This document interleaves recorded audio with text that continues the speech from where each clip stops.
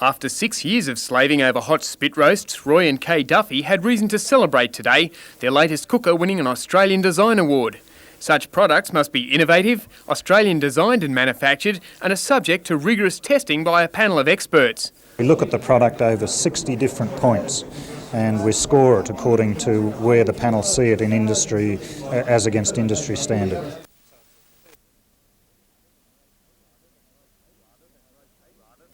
Rather than rotating the meat over a flame, the gas-fired unit works like a convection oven, cooking cleanly and evenly.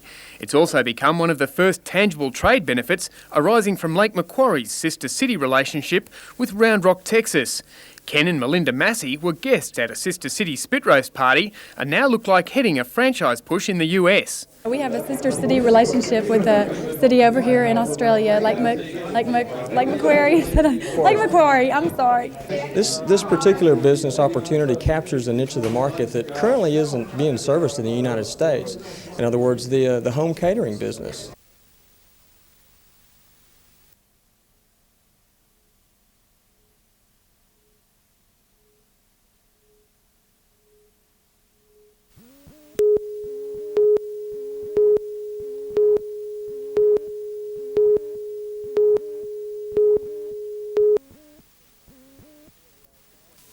The 24-year-old man was taken to the Entrance police station last night after being arrested at Long Jetty for offensive language.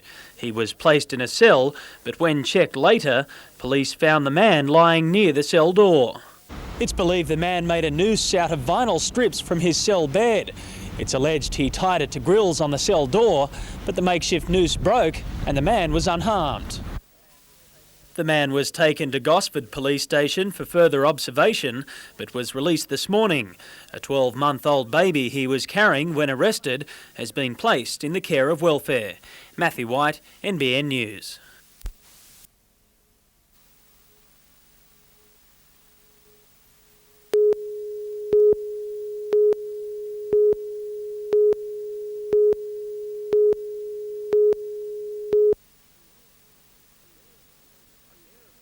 A pair of quiet achievers working from a boat shed on the backwaters of Lake Macquarie has built one of the largest boats of its type to be seen in those parts.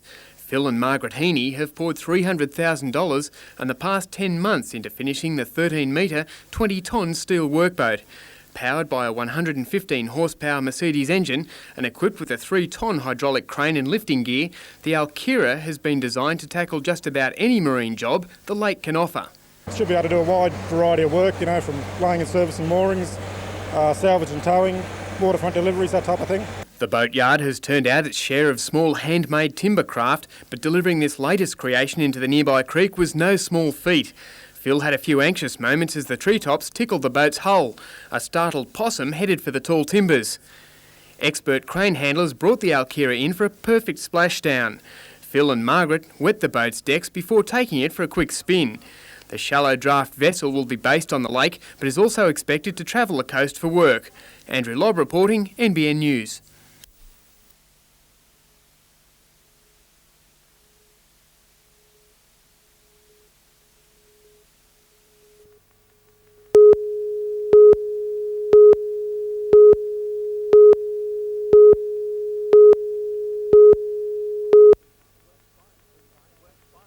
The works by the full-time TAFE students will be unveiled at 7:30 this evening in the Aboriginal Cultural Centre at Armidale by well-known potter Ivan England. They range through all the visual arts, from sculpture to painting, photography and mixed media works. And being on show is much more than just part of the students' assessment. It's also to show the Armidale community what's been happening down at the TAFE College and to give the students the experience to have further exhibitions once they leave the course. This is a point which is stressed on the students throughout the course, that they must know what to do with their works once they are completed. It's given us experience for professional exhibitions in the future when we're out on our own, and also the experience of having to put together a body of work like this. The exhibition will remain open for a week, with 10% of the proceeds from works sold going to the Challenge Foundation.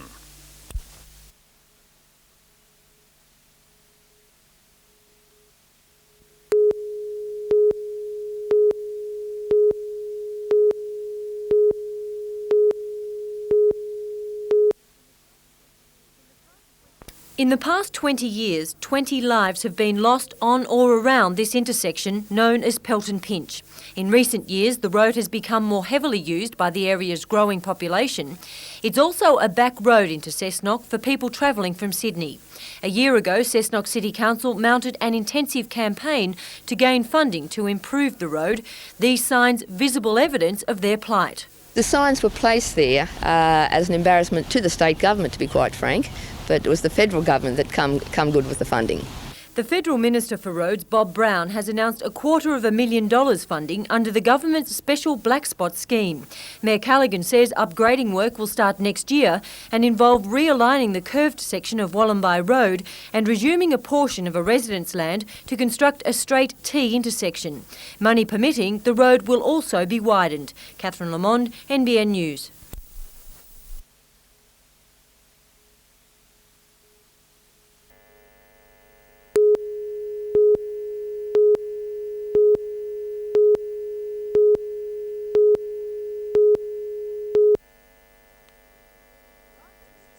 Last week, a jury found Billie Jean Kirk guilty of the manslaughter of 28-year-old Dominic Paul Manson. Justice Grove today sentenced Kirk to 6 years jail, indicating she'd be eligible for parole in 3 years. Billie Jean met Paul Manson through an introduction agency.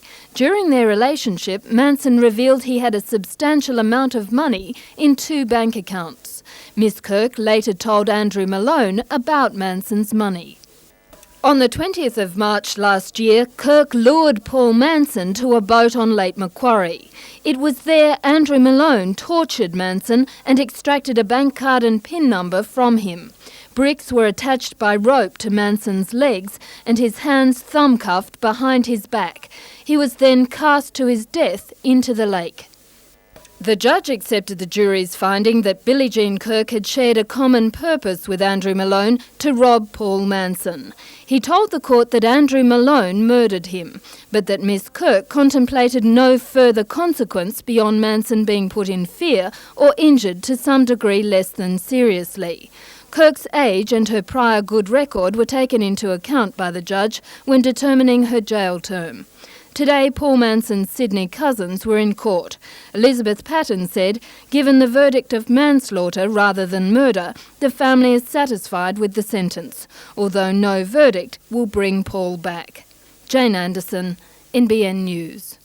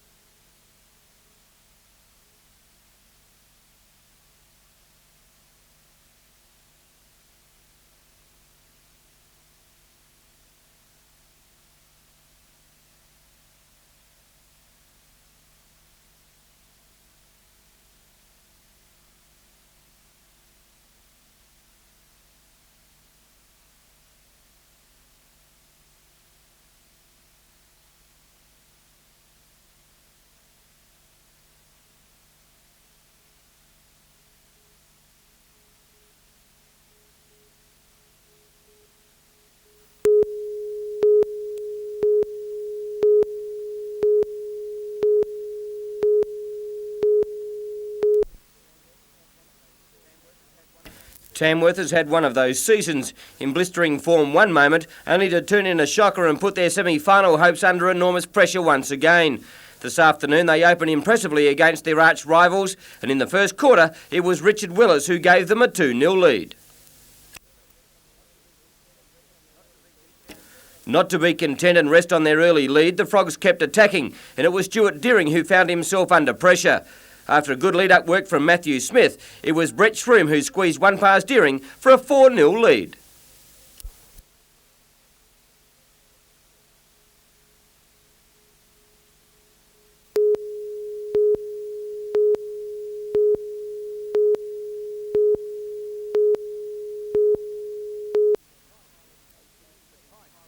It's the kind of information these pilots hope they'll never have to use. Tips about what to do in an emergency.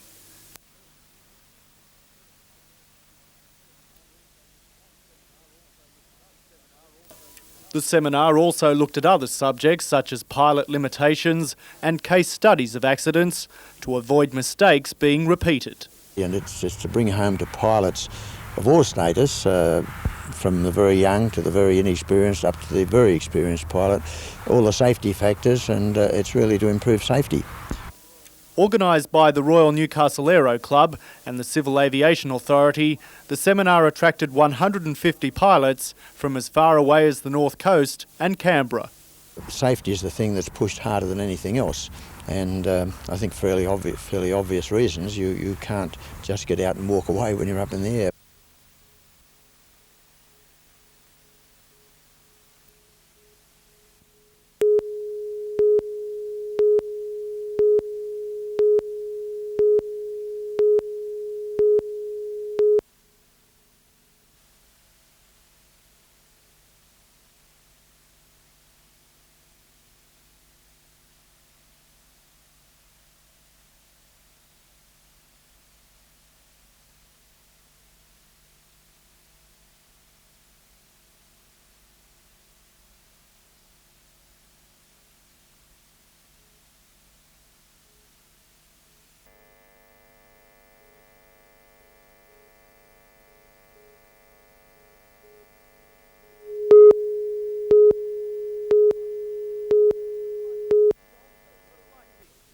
Well, it's like this. Gold Coast girl Kim Wilson won a contest for miming a Madonna song.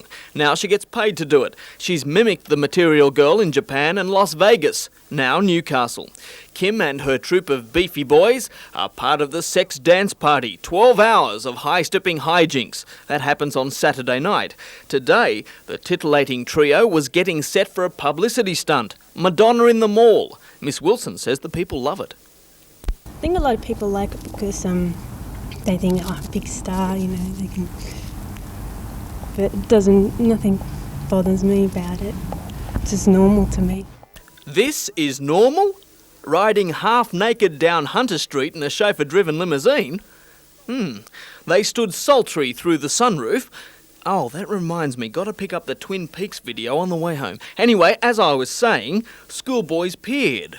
Or was that leered? Shoppers were shocked. Cameras clicked. And then... Is this supposed to be a Madonna look? Yeah. Pretty good job, don't you think? I like the men with the muscles better. Ah, there's one in every crowd. Anthony Griffiths, like a virgin, for NBN News.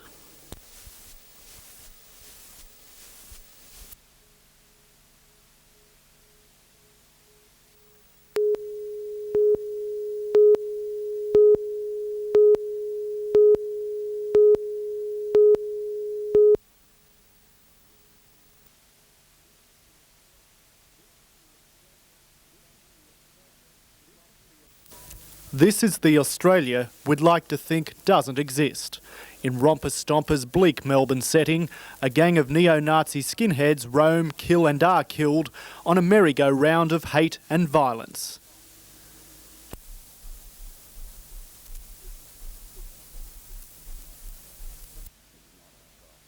It's not a soft, middle-class version of a tale in the suburbs, you know.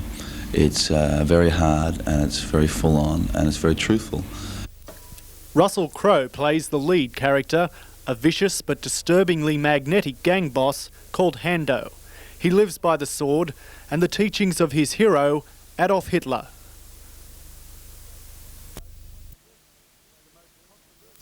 The most controversial Australian film in a decade, Romper Stomper has been slammed by some reviewers for glorifying violence, particularly against ethnic groups.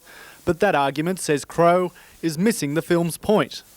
You live your life through hate, violence and destruction, then so shall you be destroyed, or whatever, however you'd put it in a religious way. What do you think of multiculturalism in Australia? Is it working?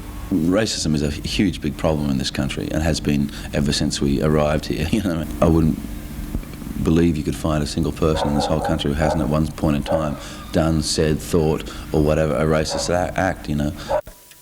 Gone are Hando's tattoos, which took 2 people 7 hours to paint onto the actor's body, and there's now new movies to be made. But for Russell Crowe, like those who see Romper Stomper, the young skinhead has made an impression not easily erased. But I'd put Hando as definitely the most extreme role that I've ever undertaken. Scott Bevan, NBN News.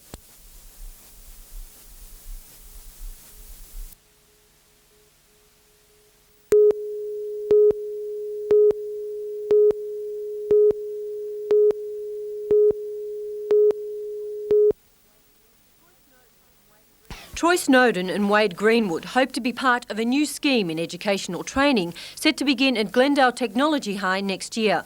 The pair, along with hundreds of other Hunter Year 10 students, are applying for just 14 positions in a course which will see students studying HSC subjects for 2.5 days, the remainder of the week enrolled at TAFE in electrical and mechanical trades. In 2 years, they'll have their HSC, plus be halfway through 2 trade certificates. It's a lot harder now because of the employment rate just dropping more and more. There aren't that many jobs, and the more qualified you are, well, the more of a chance you'll get. Each student will be contracted to companies including Elcom and Pacific Power.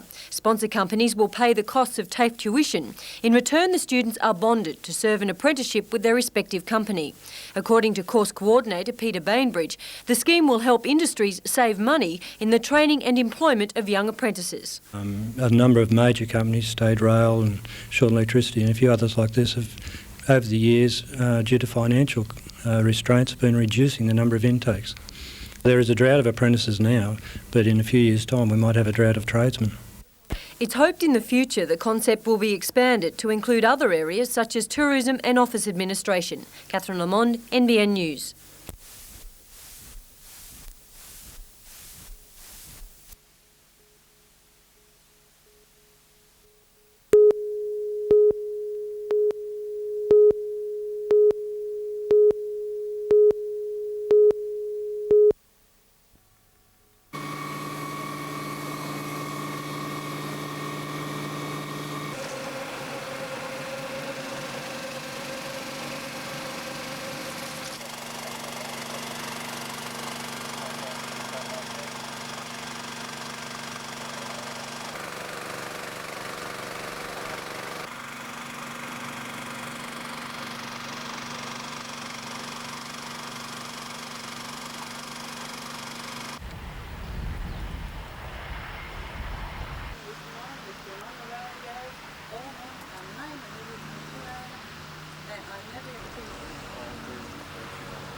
I can assure you it hasn't come from us.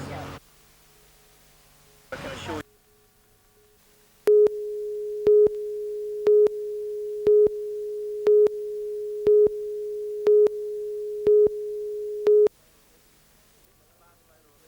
Since the Barcelona Olympics concluded, Maloney has been seeking a contract to play in the Dutch League.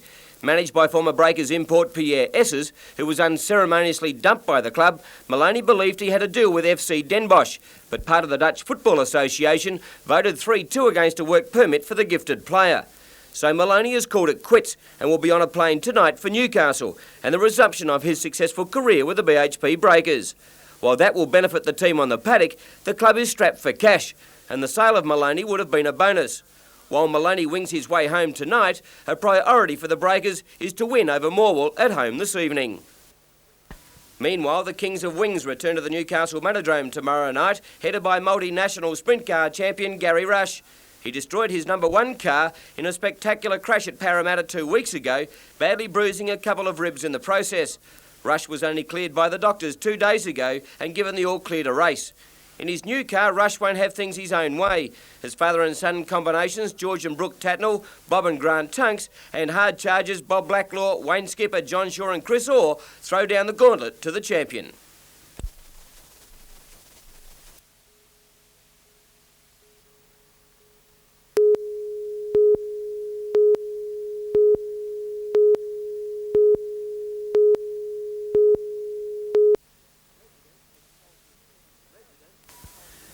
Residents at Soldiers Point Caravan Park call it God's little acre, but there's trouble brewing on the shores of paradise. For years, residents have been concerned that Port Stephens Council will sell the site, valued at about $6 million. but their battle has now become personal. To ensure the future of the park, one group wants the tenants to take over the lease, but that's sparked opposition from within. And we just feel that, sort of 104 people have got vans here, and we feel that the 104 people weren't consulted properly before this decision was made. The simple lifestyle at this idyllic site has been rattled, but residents fear the wrangle will put them offside with council. Well, I don't think the council would be impressed with it. I think the council is pretty busy at the moment. They've got a big shire to run and lots of problems other than a caravan park.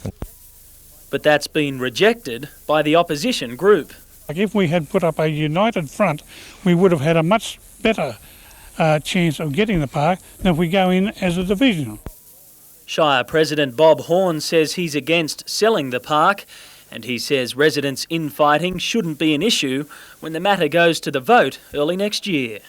Just remember, both groups have one aim in common, and that is that they both want a van park there. Matthew White, NBN News.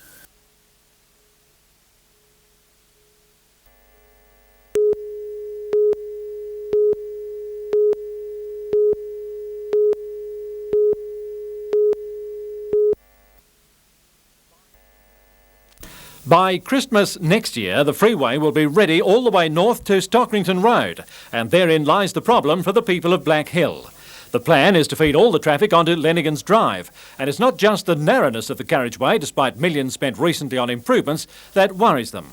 We've got a lot of residences and properties which open directly onto Lennigans Drive all the way along. You've got cattle trucks coming out, people just coming out in their cars going about their daily business. We have a school bus which has to cross Lennigans Drive about 4 times a day at a very dangerous intersection.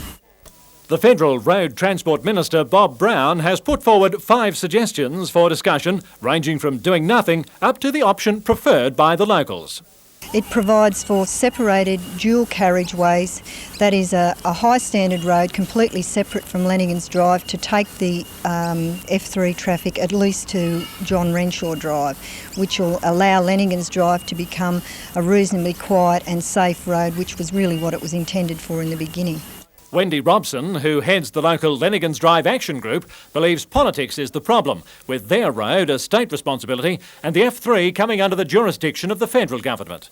And the fear is that Lennigans Drive will forever remain the Pacific Highway. We hope that by looking at the statistics that the RTA has already come up with, that we are already experiencing more than 8,000 traffic movements a day on average, is justification for separated carriageways.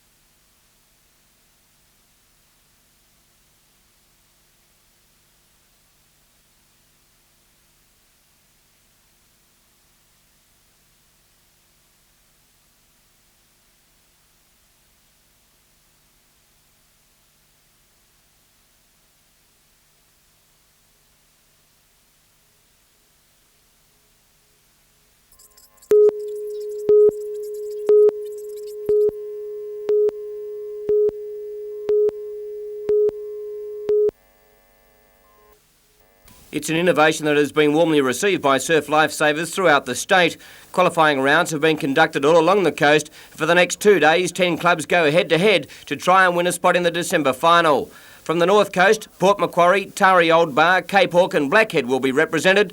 Avoca from the Central Coast will field an A and B team, as will Swansea Belmont from the Newcastle area, and rounding out the field will be Redhead and a strong contingent from Manly and Sydney. Each team comprises 13 competitors, including the boat crew, and the competition will centre around team events, with all of the individual points gained going to the overall team performance. Swansea, Manly and Avoca A will start the favourites.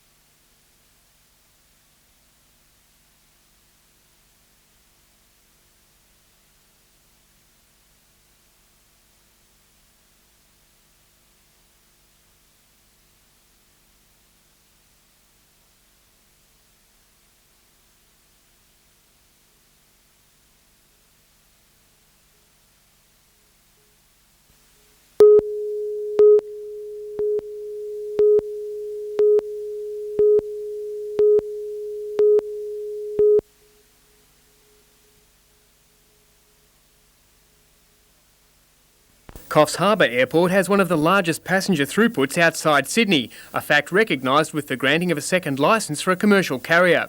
Eastern Airlines touched down today showing off a Dash 8 aircraft, which from the end of December will be challenging Ansett services from Coffs. Coffs Harbour is one of the biggest markets in the state and could well handle at least 2 operators, certainly. Eastern will be offering 2 daily flights from Sydney to Coffs and return, with 3 flights on a Friday. A one-way special introductory fare of $79 will be offered for the first month of operations. And Coffs Harbour's own Flying Scotsman has taken up residence at the airfield. Graham Davidson has established the Helicene Helicopter Training School. The $1 million investment represents the only chopper training school of its type between Newcastle and the Gold Coast.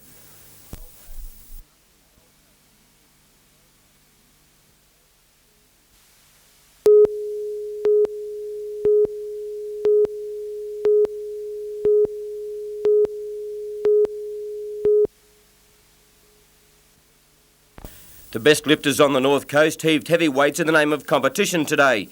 Making a guest appearance was Annette Whalen, and she lifted enough to surprise everyone, including herself, her combined total good enough to have won her division. Gary Seifert of Grafton won the 82 kilo class with a squat of 130 kilos, a bench press of 92.5 and a deadlift of 160 kilos. Another guest lifter, Juan Paulavant of Kempsey, blitzed the 60 kilo division, while in the 100 kilogram class, local Grant Cody proved too strong for his opposition. Bellingen's Doug Wade was a gallant second in the 110 kilo class, while Jeff Vicolutu of Coffs Harbour proved he has a big future in the sport.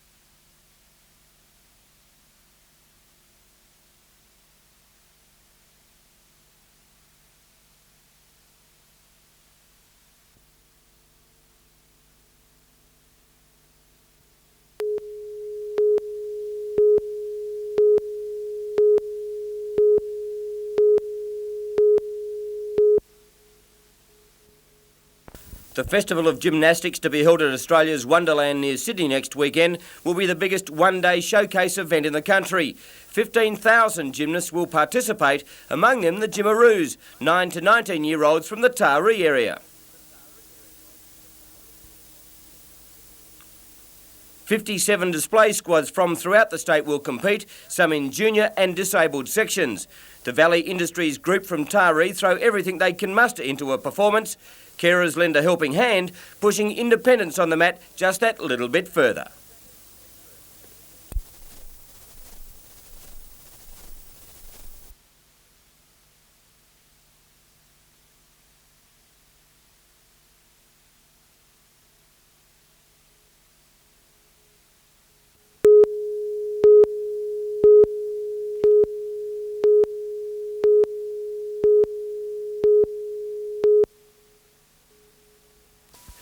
It happened within minutes. A vicious storm tearing through the small town of West Walls End at about 8:30 last night, unleashing its fury on just one block and turning Teralba Road into a disaster zone. Packing winds of up to 200 kilometres an hour, the mini tornado exploded like a bomb. And there's this big blue flame coming over and we seen the tree just started to lift off up the ground and Thad's just said hit the deck. Distraught residents were left without power for the night as emergency crews worked to clear the damage.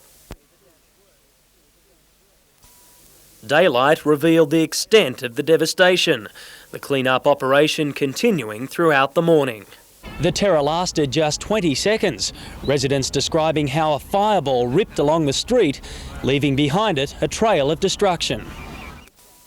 This house at number 6 suffered the worst damage. The front wall ripped away as a children's party went on inside. Just happened in a few seconds, the house just went off like a bomb in it. And boom, just blew the whole bedroom out. The Weather Bureau says the intensity of the thunderstorm caused the mini tornado, air being trapped between the ground and rain clouds and forcing its way out along the street. Never seen anything like it. I thought the earthquake was bad, but this is worse. Matthew White, NBN News.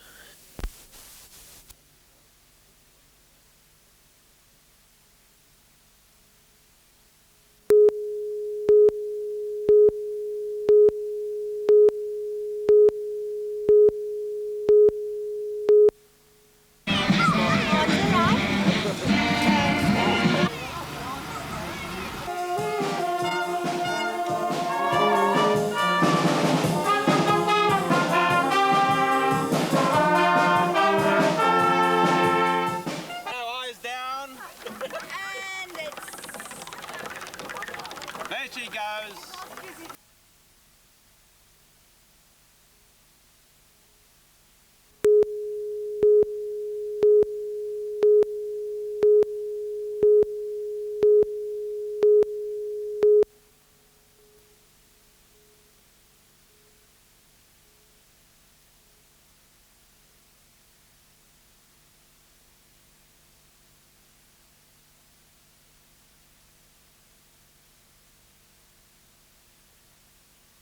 Waiting on some meetings of the independents as to whether they'll support the opposition in holding a public inquiry. I mean, that's what we need.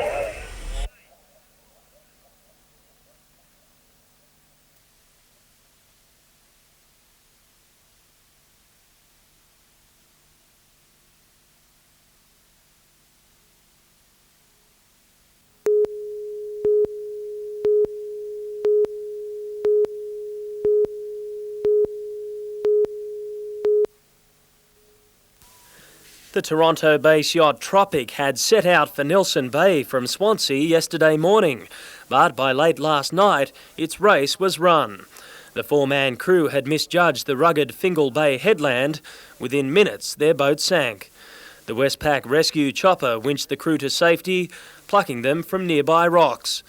They were flown to Nelson Bay, suffering only from exposure. There was no attempt to salvage the vessel. The mishap didn't affect the race, with crews continuing today in perfect weather. At Broadmeadow, a fire in a locomotive at the CountryLink workshops. The loco caught alight while workmen were using welding equipment for repair work. Fire units say the blaze caused only minimal damage.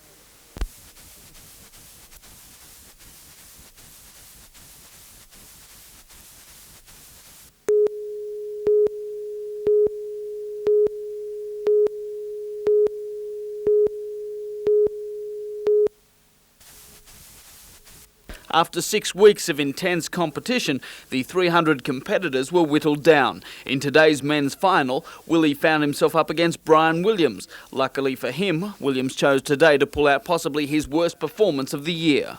Williams lost 3 games solely through a series of double faults. As frustration set in, O'Neill overhauled him and went on to win 6-3, 6-2. The women's final was an absorbing affair. Kylie Hunt in white up against Jenny Ann Fetch.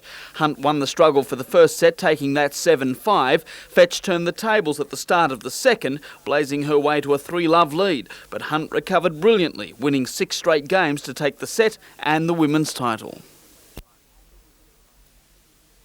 At the Broadmeadow Basketball Stadium, some of Australia's best fighters were engaged in combat in the national Koshiki titles. Koshiki is controlled contact karate, and 250 exponents displayed their skills in several styles. Today's competitions also included kata and demonstrations.